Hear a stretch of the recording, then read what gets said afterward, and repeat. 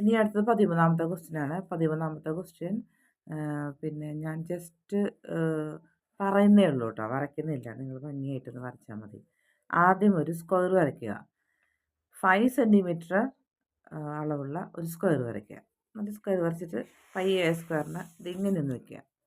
ഇങ്ങനെ വെച്ച് കഴിഞ്ഞാൽ ഇവിടെ എത്ര ഡിഗ്രിയാണ്? ഇത് ഇവിടെ ആയിട്ട് പ്രൊട്രാക്ടറിൽ 40 ഡിഗ്രി എടുക്കുക. ഇതേ കണ്ട 40 ഡിഗ്രി എടുക്കുക.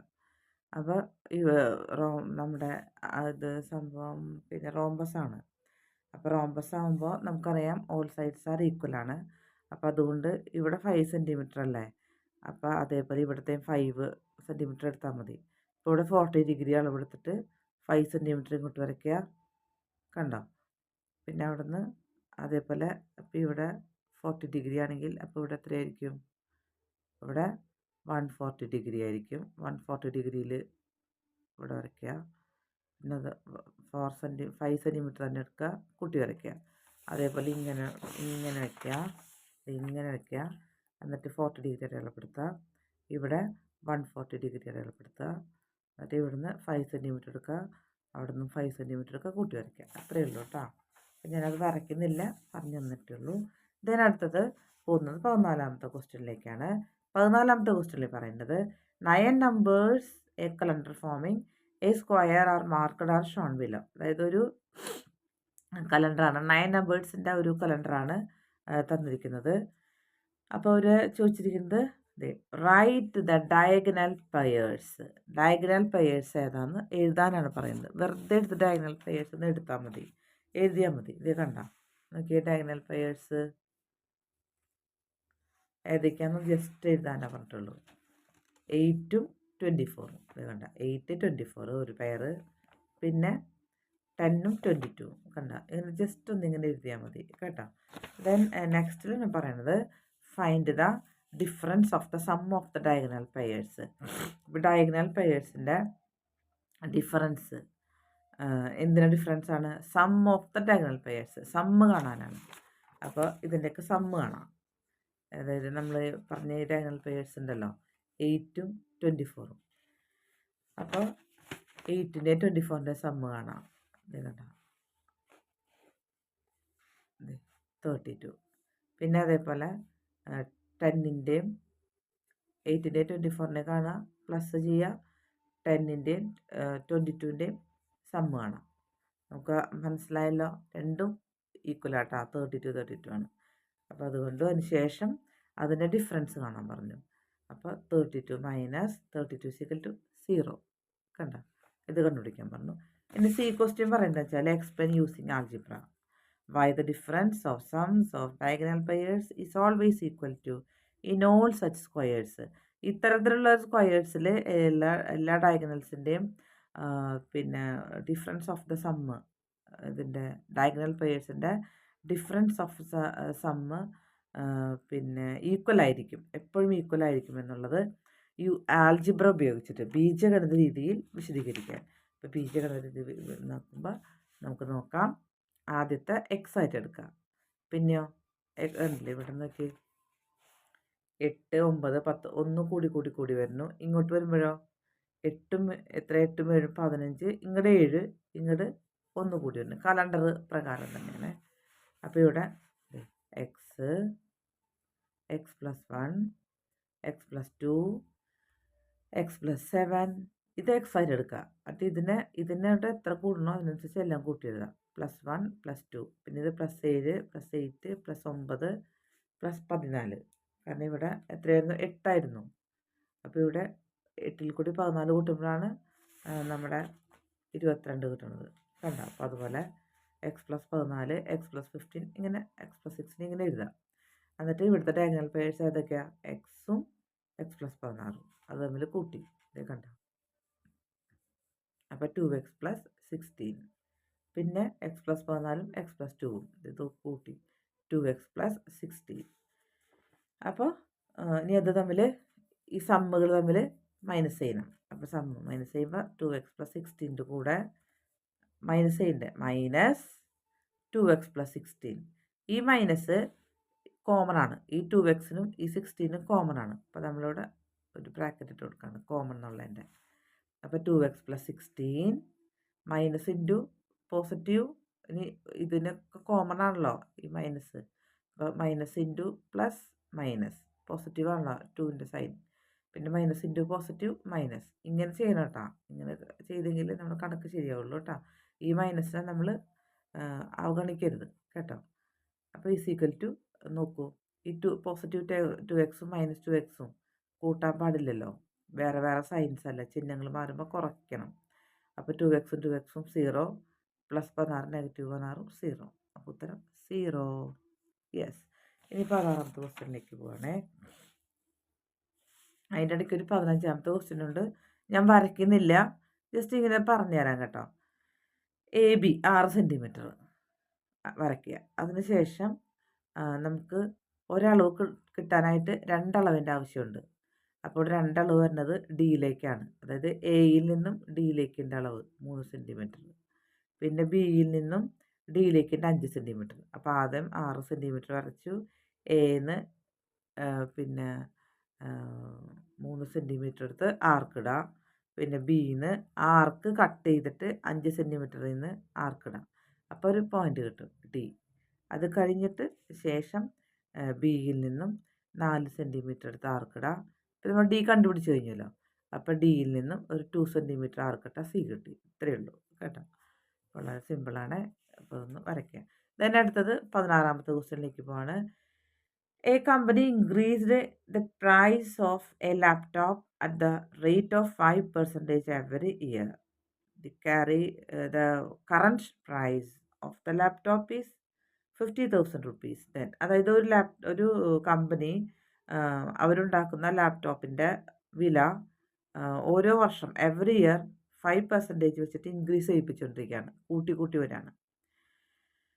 അപ്പോൾ ഇഫ് ദ കറൻറ്റ് പ്രൈസ്, ഇപ്പോഴത്തെ വില എന്ന് പറയുന്നത് ലാപ്ടോപ്പിൻ്റെ 50,000 ആണ് കേട്ടോ. 50,000 റുപ്പീസാണ്. ദെൻ അങ്ങനെയാണെങ്കിൽ a question, what will be the price of the laptop after 1 year? ഒരു വർഷം കഴിയുമ്പോൾ, ഇപ്പോൾ നിലവിൽ 50,000 50,000 ഉള്ള ഒരു ലാപ്ടോപ്പിൻ്റെ വില ഒരു വർഷം കഴിയുമ്പോൾ ഇങ്ങനെ 5% ഇൻക്രീസ് ചെയ്യുകയാണെങ്കിൽ എത്ര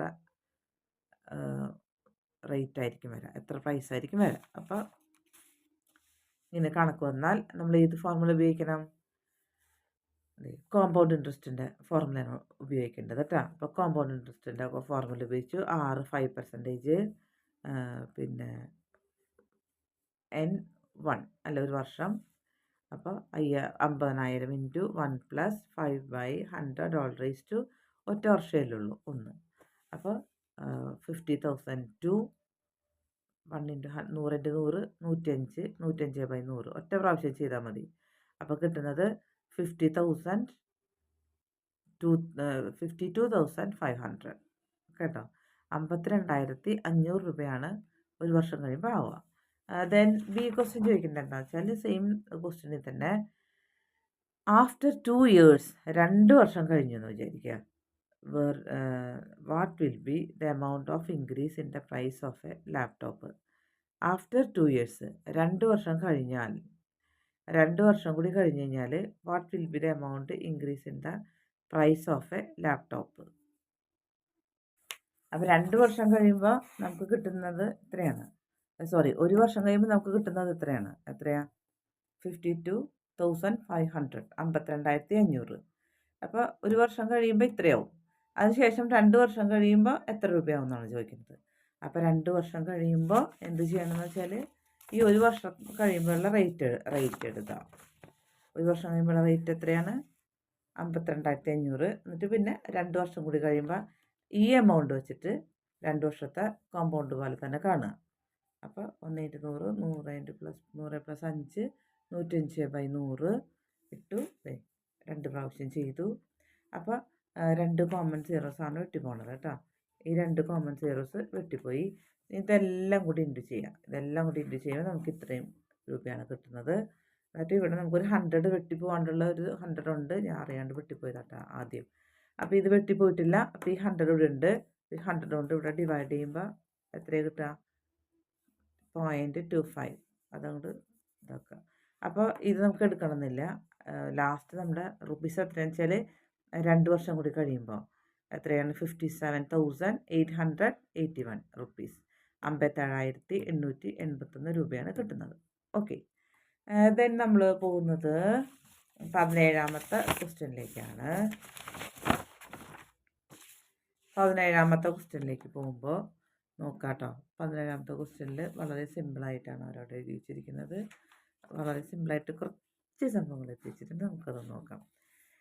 X plus Y whole square plus X minus Y whole square is equal to 2 into X square plus Y square. ഈ ഒരു യൂസിങ് കൺസെപ്റ്റ് വെച്ചിട്ടാണ് ഇത് കംപ്ലീറ്റ് ചെയ്യാൻ പറഞ്ഞേക്കുന്നത്. അങ്ങനെയാണെങ്കിൽ ഇവിടെ എന്താവുന്നു? അപ്പോൾ ഇവിടെ 3 plus Y whole square plus dash is equal to 2 into 3 square plus Y square എന്നാണ്. അപ്പം നമുക്ക് ഇവിടെ എന്തെഴുതാം? ഇവിടെ 3 പ്ലസ് വൈ ഹോൾ സ്ക്വയർ അല്ലേ? അപ്പോൾ ഇവിടെ നമുക്ക് അതേപോലെ ഇവിടെ എക്സ് പ്ലസ് വൈ, ഇവിടെ എക്സ് മൈനസ് വൈ അല്ലേ? അപ്പോൾ 3 പ്ലസ് വൈ അല്ലേ? അപ്പോൾ ഇവിടെ നമുക്ക് 3 മൈനസ് കേട്ടോ 3 square minus Y whole square എന്ന് എഴുതാം കേട്ടോ. ദെൻ അടുത്തത് പറയുന്നത് എന്താണെന്ന് വെച്ച് കഴിഞ്ഞാൽ പിന്നെ x plus 1 whole square plus X minus 1 whole square is equal to 2 into എന്തായിരിക്കുന്നു? അപ്പോൾ ഇവിടെ നോക്കി വൈ അല്ലേ, വൈയുടെ സ്ക്വയർ അല്ല നമ്മൾ എഴുതേണ്ടത്.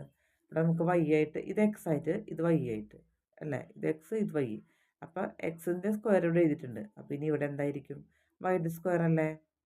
അപ്പോൾ 1ൻ്റെ സ്ക്വയർ എത്ര? ഇവിടെ 1ൻ്റെ സ്ക്വയർ, ഇവിടെ 1ൻ്റെ സ്ക്വയർ എന്ന് എഴുതിക്കോട്ടോ. ഇവിടെ X square plus 1 square. Then അടുത്തത് പറയുന്നത് എന്താണെന്ന് വെച്ച് കഴിഞ്ഞാൽ 21 square plus 19 square is equal to എത്ര വരുന്നതാണ്? നമുക്കറിയാം 21 സ്ക്വയർ എത്രയാണ്? ഇത് ഇങ്ങനെ ചെയ്ത് നോക്കണം കേട്ടോ. അതിങ്ങനെ ചെയ്ത് നോക്കണം. 21ൻ്റെ സ്ക്വയർ എത്രയാണ്? 441, 441. 19ൻ്റെ സ്ക്വയർ 19ൻ്റെ സ്ക്വയർ എത്രയാണ്? 361. രണ്ടും കൂടി ആഡ് ചെയ്യാം. ആഡ് ചെയ്തു. അപ്പോൾ എത്ര കിട്ടുക? 802. മറ്റേ 802 നമ്മൾ 2 കൊണ്ട് ഡിവൈഡ് ചെയ്യാം. അപ്പോൾ നമുക്ക് എത്ര കിട്ടുക? 401.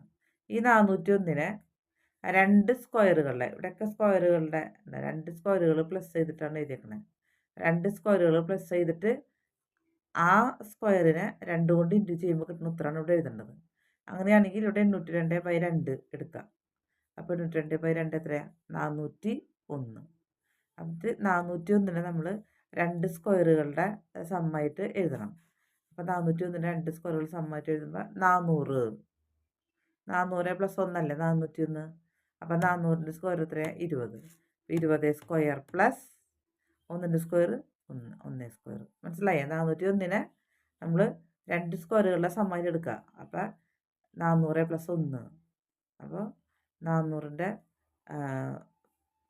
സ്ക്വയർ റൂട്ടാണ് 20. അപ്പോൾ 20 സ്ക്വയർ പ്ലസ് 1ൻ്റെ റൂട്ട് 1, 1 സ്ക്വയർ. അപ്പോൾ ഇങ്ങനെ എഴുതാം. ഇവിടെ വരാം 2 ഇൻറ്റു 20 സ്ക്വയർ പ്ലസ് 1. അപ്പോൾ 20 സ്ക്വയർ പ്ലസ് 1 401 ആണല്ലോ. 401 ഇൻറ്റു 2 802 ആയിരിക്കും. അപ്പോൾ ഇതല്ലേ എൻ്റെ ഉത്തരം വരിക. ഇങ്ങനെയാണ് എഴുതേണ്ടത് കേട്ടോ. ഓക്കെ.